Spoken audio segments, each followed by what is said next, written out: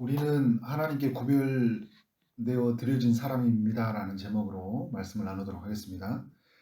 사사기 13장부터 16장까지는 삼손에 관한 이야기를 우리에게 소개해 주고 있는데요. 사사기 13장은 삼손이 태어나는 과정을 우리에게 알려주고 있습니다. 그의 아버지의 이름은 마노아라는 사람이었는데 소라 지방의 단지파 소속이었다. 이것만 말해줄 뿐 그가 어떤 사람인지를 우리에게 말해주지 않고 있어요. 그의 어머니의 이름도 누구인지 말해주지 않고 있어요. 다만 아이를 갖지 못하고 있는 여인으로만 우리에게 알려주고 있는데요. 이런 그녀에게 하나님의 사자가 나타나서 세 가지 약속을 주는데, 첫 번째는 임신하여 아들을 낳을 것이다. 두 번째는 이 아들이 태에서부터 죽는 날까지 하나님께 바쳐진 나실인이 될 것이다. 세 번째는 이 아이가 장차 블레셋의 손에서 이스라엘을 구원해내기 시작할 것이다. 이렇게 약속을 받고 아들이 태어나게 되는데, 그 이름이 누구죠? 그 유명한 삼손이 이제 태어나게 되는 거죠. 13장의 내용을 보면 여러 가지 교훈을 찾을 수 있어요. 부정적인 교훈도 찾을 수 있고, 또 우리에게 또 긍정적인 교훈도 찾을 수 있는데, 저는 세 가지를 좀 나눠보려고 해요. 첫 번째는 뭐냐면, 하나님은 자신의 백성의 고통을 아신다는 거예요.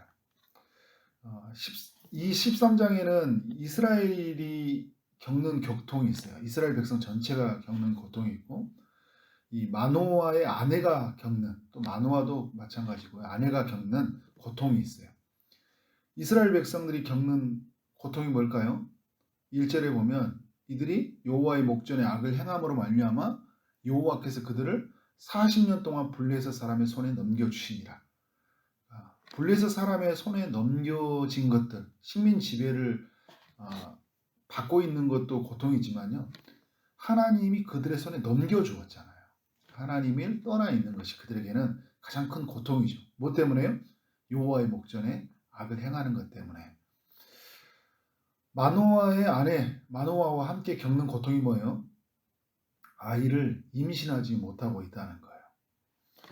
이런 이스라엘에게 삼손이 태어난다, 아들이 태어난다. 이게 어떤 의미일까요? 이제 이스라엘의 편에서 보면 고통이 종식되어진 거잖아요. 왜냐하면 이스라엘을 구원하는 이가 태어나니까 고통이 종식되어지는 거고, 여인에게도 마찬가지죠. 아이를 못 낳는, 그 당시 아이를 못 낳는 여인에게는 상당한 고통이었어요. 그런데 이 고통이 여인에게도 종식이 되어진다. 그러니까 이제 어떤 고통의 종식을 알려주는 약속이라고 할 수 있는 거예요. 사사기 13장은요. 여러분, 이 사사라는 직분 자체가 예수님을 알려주는 거죠. 사사는 왕, 제사장, 선지자로서의 기름 부음을 다 받는 의미를 가지고 있거든요. 그래서 예수님을 이제 보여주는 예표론적인 어떤 그 직분이라고 할 수 있어요. 근데 삼손도 우리가 이제 부정적인 면도 다 있지만 삼손 자체에도 예수님을 상당히 많이 보여주는, 그래서 그 주석학자들 보면 긍정과 부정적인 측면을 계속 오가면서 삼손을 이야기를 해요. 예수님을 많이 보여주고 있죠. 삼손이 이스라엘에게 태어난다는 것은 고통이 종식되어지듯이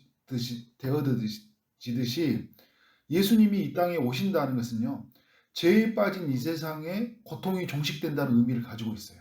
그리고 우리의 삶에도 개인적으로도 그 마노아의 아내에게도 고통이 종식되어진 것처럼 오늘 우리의 삶에도 개인적으로도 예수 그리스도가 오신다는 것은 내 삶에 죄가 끊어지고 새로운 생명이 부여되는 시간이잖아요. 여인에게서 다시 태의 열매가 맺어진 것처럼 우리의 삶에 생명이 살아나는, 다시 솟아나는 그런 어떤 고통이 종식된다는 의미를 가지고 있어요. 예수님은 구주로 믿고 있나요?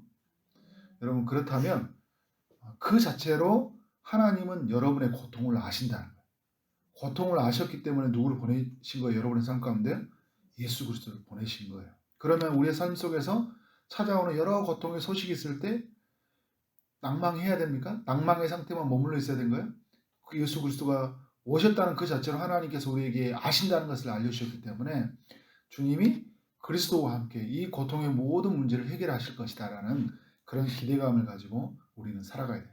그래서 삶 속에 고통이 찾아올 때마다 늘 우리 안에서 계시는 그 주님을 구해야 돼요. 주님, 왜 이런 고통이 내게 허락하셨습니까? 이 고통의 속에서 주님은 어떤 일을 이루십니까 하면서 늘 하나님 앞에 서는 우리의 삶이 필요하겠죠. 두 번째 교훈은 뭐냐면 우리의 삶 속에 하나님의 음성을 듣는 자들이 되고 하나님께 기도로 아뢰는 삶이 되었다는 거예요. 1절부터 7절까지의 말씀을 보면 이스라엘이 여호와의 목전에 악을 행함으로 말미암아 40년 동안 블레셋 사람들에게 넘겨줬는데도 불구하고요. 이들의 삶에 하나님께 기도로 아뢰는 모습이 없어요. 회개하는 모습도 없고 하나님께 간구하는 모습이 없어요. 또 여인에게도 마찬가지예요. 아이를 낳지 못했는데 생명이 가문에서 끊어지고 있는데요. 하나님께 기도하는 내용이 없어요. 하나님 태문을 여셔서 생명의 주관자이신 하나님이 이 생명을 잉태케 하여 주옵소서. 모든 창조주가 되신 하나님이 우리의 가정 가운데 임하소서. 이런 기도가 없는 거예요. 하나님 앞에서 매달리는 것도 없고 기대감도 없고 그냥 그대로 삶 속에서 문제가 있으면 고통의 삶의 일부로 여기고요. 그렇게 살아가는 거예요. 하나님에 대한 소망과 기대가 전혀 없는 시대 속에 살고 있는 거죠. 은혜가 뭔지 아세요? 부르짖지도 않았는데 하나님의 사자가 찾아왔어요. 그래서 임신한다는, 고통이 종식된다는 약속을 주시고 있는 거예요. 구하지도 않았는데 받았어요. 이게 은혜죠.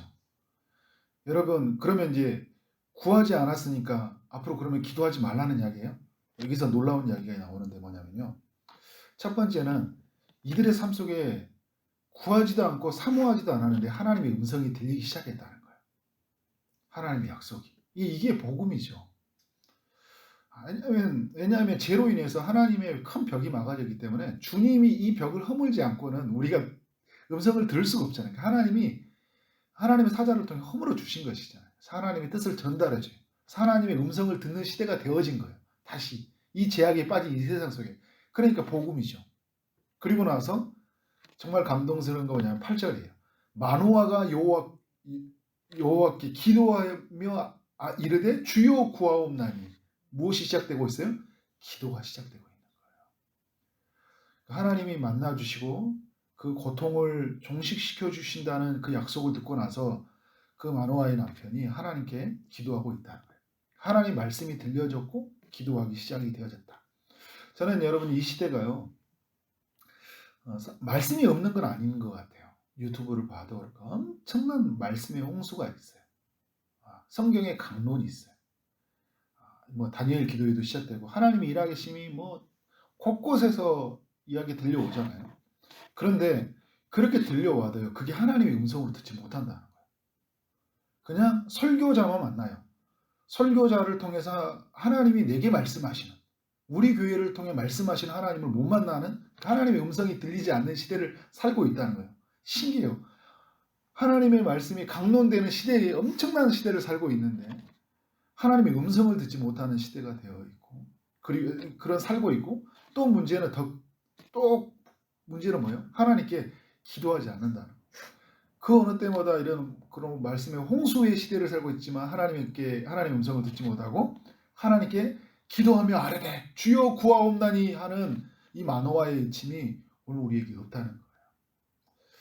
하나님 약속이 분명한데도 불구하고 여전히 자신의 생각에 빠져 있고 어떤 환경에 매몰되어 있고 주의 음성이 그를 뚫지 못하고 있고 하나님께 또 기도로 하나님께 그 삶을 뚫고 나가지 못하는 그런 시대를 살고 있다. 그런데 분명한 건 뭐냐면요. 우리가 하나님의 음성이 들리는 시대, 하나님께 기도하는 시대에 예수 그리스도로 말미암아 살고 있는 거잖아요. 우리가 뭘 구하고 살지 못하고 있는 거예요? 예수 그리스도를 늘 구하고 살지 못하고 있다. 그리스도를 구주로 만나서 그 구주가 땅마다 우리의 삶 속에서 우리를 구원자이시며 우리의 삶의 주인 되셔서 이끌어 가셔야 되는데 우리의 구원자가 다른 것이 되고 우리의 삶의 주인이 다른 것이 되다 보니까 그렇지 못하는 시대를 살고 있지 않나라는 생각이 들어요. 세 번째 교훈은 뭐냐면요. 우리가 어떤 일을 하는 것보다 어떤 사람이 되느냐가 더 중요하다는 거예요. 하나님의 사자가 아이가 태어나거든 세 가지를 못하게 하거든요. 첫 번째는 포도주와 독주를 마시지 못하게 했고요. 두 번째는 율법이 금하는 부정한 것을 먹지 못하게 했고 세 번째는 머리에 삭도를 대지 말라고 했어요. 왜 이것을 여러분 못하게 하는 거예요? 이미 이 아이는 태에서부터 죽을 때까지 하나님께 바쳐진 나시린, 그러니까 구별되어 드려진 사람을 하나님이 정하셨기 때문이에요. 그런데 이 남편이 어떤 생각이 들었냐면 하나님께 기도할 때요. 이 아이를 어떻게 내가 양육해야 되겠습니까? 라고 기도를 해요. 근데 하나님이 이 남편의 기도를 들었을 때 뭐라고 응답해 주시냐면 이미 여인에게 다 말했다고 이야기해요. 기도를 하니까요. 근데 남편은 그 이야기를 듣고 또 방법론을 말했던 것 같아요. 좀 더 구체적인 방법. 왜냐하면 워낙 제약에 물들어 있는 시대니까 이 아이를 어떻게 키워야 되니까 라는 궁금증이 생기잖아요. 우리도 주님을 만나게 되면 이런 시대 속에서 우리 자녀를 어떻게 키우죠? 우리 교회를 어떻게 우리 성도들이 살아가야죠? 이렇게 생각했는데 주님이 그렇게 말하지 않고 뭐라냐면 나시린으로서 하지 말아야 세 가지만 이야기하는 거예요. 그러니까 지금 우리 시대에 적용한다면 어떤 말이에요? 하나님께 너희가 구별되어 드려진 사람이라는 그 정체성 이거 하나만 잊지 말아라. 우리는 누구냐라는 것들만 잊지 말아라. 양육은 누가 하시겠다는 거예요? 하나님이 하시겠다. 나는 심었고 아볼로는 물을 주었을 때 자라게 하시는 분은 하나님이시라고 하는 거잖아요. 그러니까 우리는 뭐예요? 내가 누구인지, 나는 어떤 사람으로 하나님께 부름받았는지에 대한 분명한 하나님께서 우리에게 주신 말씀이 있는 거잖아요. 그래서 나는 그런 사람이라는 것들을 내가 고백하고 그 말씀에 든든히 서 있으면 우리를 키가 자라게 하시고 지혜가 자라게 하시고 우리를 성장케 하시는 것은 하나님이 하신다는 거예요. 그래서 여러분 이후에 말씀을 보면 그런 말씀이 있잖아요. 24절에 보니까 하나님이 그에게 삼손에게 복을 주시고요. 25절에 보니까 하나님이 그의 영으로 그를 움직이기 시작했다는 거예요. 근데 우리는 어떤 생각이 많냐면요. 어떤 일을 하는 것에 관심이 많아요. 제가 어떤 일을 하는 것보다 무엇이 되느냐가 더 중요하다고 하잖아요. 그러니까 우리는 어떤 직장을 갈까? 이 아이가 무엇을 할까? 우리 예를 들어 자녀를 키운다면, 자녀를 세운다면 이 아이가 누구하고 결혼을 할까? 이 아이가 어떤 아이? 이런 데 늘 관심이 많잖아요. 무엇을 하는 거에 관심이 많거든요. 근데 하나님은요. 우리가 무엇이 되는 거냐에 더 관심이 많이 있어요. doing보다 being이라는 거예요. 뭘 하느냐보다 무엇이 되느냐. 그러니까 지금 하나님은 이 마노아에게 무엇이 되느냐가 더 중요한 거예요. 나시린이 되라는 거예요. 여러분 우리의 삶 속에서도 끊임없이 우리는 우리 교회가 초진 홍산교회가 뭘 할까? 이제 이 코로나에서 뭘 할까? 이제 이런 것에 늘 있는데 오늘 저도 말씀을 보면서 우리가 하나님 앞에서 무엇이 되느냐? 거룩하게 구별되어 드려진 사람 중에 가장 첫 번째 뭐예요? 거룩하게 우리의 삶을 드리는 거잖아요. 깨끗하게 이 시대에 죄에 오염되지 않고 살아가는 것. 말씀을 든든히 붙잡고 살아가는 것이 우리의 삶이다. 오늘 저는 이제 말씀의 결론을 내리면요. 세 가지 교훈을 살펴보았는데 하나님 우리의 고통을 아시고 또 우리의 삶 속에 하나님의 음성을 듣는 삶이 되었고 기도를 아뢰는 삶이 되었다는 것. 그리고 어떤 일을 하는 것보다 어떤 사람이 되는 것이 더 중요하다는 걸 나눴어요. 그런 삶이 우리 모두에게 이루어지기를 주의 이름으로 축원합니다. 아멘. 기도하도록 하겠습니다. 하나님 아버지, 삼손이 태어나는 과정을 살펴보는 그 말씀을 우리에게 허락해 주셔서 감사합니다. 주님이 우리의 고통을 아심을 또 말씀을 통해 확인하게 하시고 또 우리가 하나님 음성을 듣게 되었고 또 기도하는 시대를 살고 있다는 것을 우리가 또 깨닫게 하시니 감사합니다. 우리의 귀를 여시고 우리의 눈을 여셔서 하나님의 말씀을 하나님의 그 음성을 듣게 하여 주시고 또 우리의 입을 열어서 그 하나님께 부르짖고 나아가는 삶이 되게 하여 주옵소서. 무엇이 되는 것보다 정말 하나님 앞에서 어떤 사람이 무엇을 하는 것보다 무엇이 되느냐가 더 중요하다는 하나님의 말씀의 깨우침을 따라서 끊임없이 우리의 삶을 구별된 사람으로 정말 하나님 앞에서 하나님께 우리 모든 것을 드리며 살아가는 믿음의 성도들이 될 수 있도록 역사하여 주옵소서. 오늘도 주의 응답을 기다리는 많은 이들에게 찾아가시고 하나님께서 은혜를 베풀어 주시길 원합니다. 육체의 아픔 중에 있는 성도님들을 치료하시고 하나님께서 하나님의 살아계심을 드러내 보여 주옵소서.